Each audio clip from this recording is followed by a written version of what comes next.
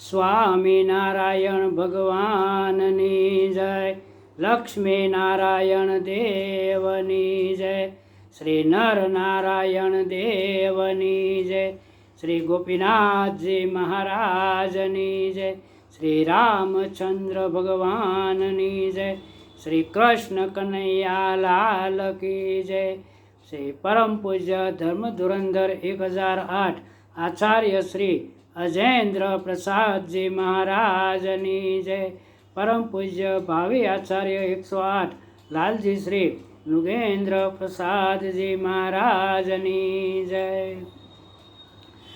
જેને જોઈએ તે આવો મોક્ષ માગવારેલો, આજ ધર્મ વંશીને દ્વાર નર નારી, જેને જોઈએ તે આવો મોક્ષ માગવારેલો. પ્રેમાનંદ સ્વામીએ લખ્યું છે કે જેને મોક્ષનો ખપ હોય, જેને ગરજ હોય તે મોક્ષ માગવા આવો, પણ ક્યાં જવું કે આજ ધર્મવંશીને દ્વાર. આ પ્રેમાનંદ સ્વામીએ લખ્યું છે કે જે આજ શબ્દ લખ્યો છે તે એક ખાલી ધર્મવંશી નથી લખ્યું, પણ આજ એટલે આજ વર્તમાન કાળમાં આજ. તો આજ શબ્દ એટલે વર્તમાન સમયમાં આજ કહેવાય કે જેને મોક્ષનો ખપ હોય ને તે આજે જ વડતાલ રઘુવીરવાડીમાં પહોંચી જાઓ. ત્યાં સ્વામિનારાયણ ભગવાને સ્થાપેલ આચાર્ય પરંપરાના ધર્મવંશી આચાર્ય શ્રી પરમ પૂજ્ય ધર્મ ધુરંધર 1008 આચાર્ય શ્રી અજેન્દ્ર પ્રસાદજી મહારાજના નિવાસ છે. એમના ચરણમાં પડી જાઓ, એના ચરણ પકડી લો. ત્યાં મોક્ષનું સદાવ્રત ચાલુ છે, કોઈ નિરાશ નહીં જાય. જેમ કોઈ અન્નનું સદાવ્રત ચાલતું હોય ત્યાં કોઈ પણ જાય અન્ન મળી જાય છે, તેમ સ્વામિનારાયણ ભગવાને મોક્ષનું સદાવ્રત ધર્મવંશી આચાર્ય પરંપરાના જ આચાર્ય થકી અવિરતપણે ચાલુ રાખ્યું છે. અને તે સદાય મોક્ષનું સદાવ્રત ચાલુ છે. અને તે ભાગશાળી જીવાત્મા હોય તે ત્યાં જાય છે. લક્ષ્મી નારાયણ દેવ ગાદી અને નર નારાયણ દેવની ગાદી, એ ગાદી કોઈ રાજગાદી નથી, આ ધર્મની ગાદી છે. અને આ ગાદી પર તો ધર્મ કુળના આચાર્ય પરંપરાના આચાર્ય મહારાજ જ આ ગાદી પર આચાર્યને સ્થાપી શકે, અન્યથા કોઈ નહીં. આમ એલફેલ વ્યક્તિનું આ કામ નથી, એનું ગજું નથી. આ લક્ષ્મીનારાયણ દેવની ગાદી એ કોઈ અધરતાલવાળાની નથી, આ ગાદી કોઈ અઠે ગઠેવાળાની નથી. આ ગાદી તો સ્વામિનારાયણ ભગવાનના દીકરા, જે સિંહ જેવા હિંમતવાળા, હાલે તો ધરતી ધ્રુજી જાય એવા અજેન્દ્ર પ્રસાદજી મહારાજ અને ભાવિ આચાર્ય શ્રી નુગેન્દ્ર પ્રસાદજી મહારાજ જેવાનું કામ છે. માટે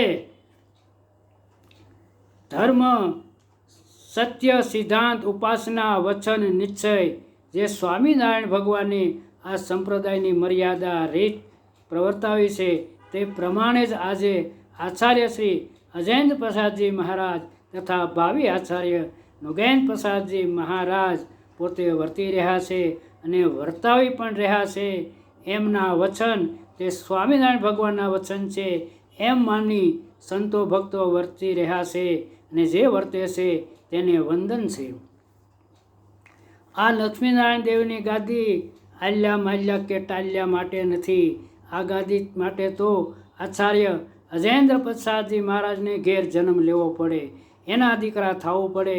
એના દીકરા જે હોય તે જ આ ગાદીના અધિકારી થાય. આ સ્વામિનારાયણ ભગવાનનો સિદ્ધાંત છે.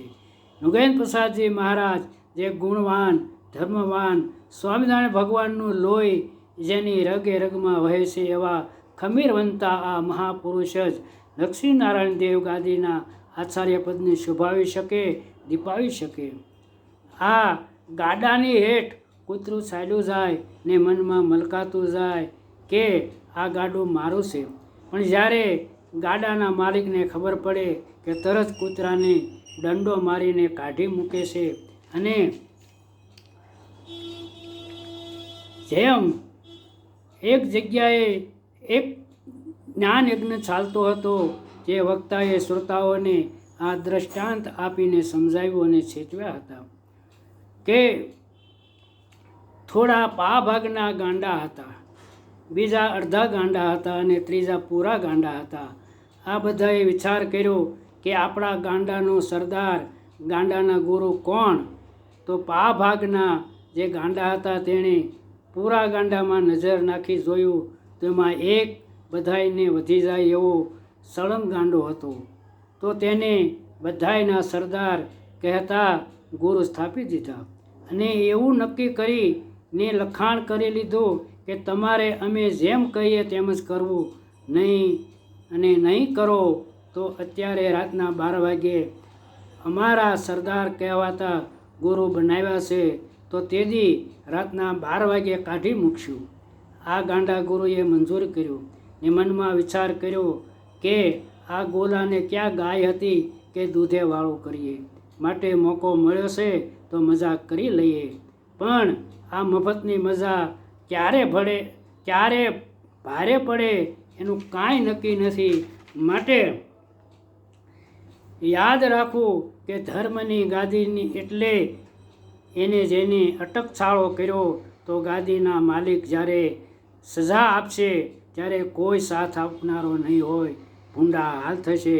માટે સ્વામિનારાયણના વચનો, સિદ્ધાંતો, નિશ્ચય પક્ષ અને વળગી રહેવું, ન ધણિયાતાની વાતમાં ન આવવું. માટે સૌ શિક્ષાપત્રી, દેશ વિભાગનો લેખ ને સત્સંગી જીવન જેવા શાસ્ત્રોના પ્રમાણ પ્રમાણે વર્તવું, પણ કોઈ મન ના જાણે કોઈએ વર્તવું નહીં.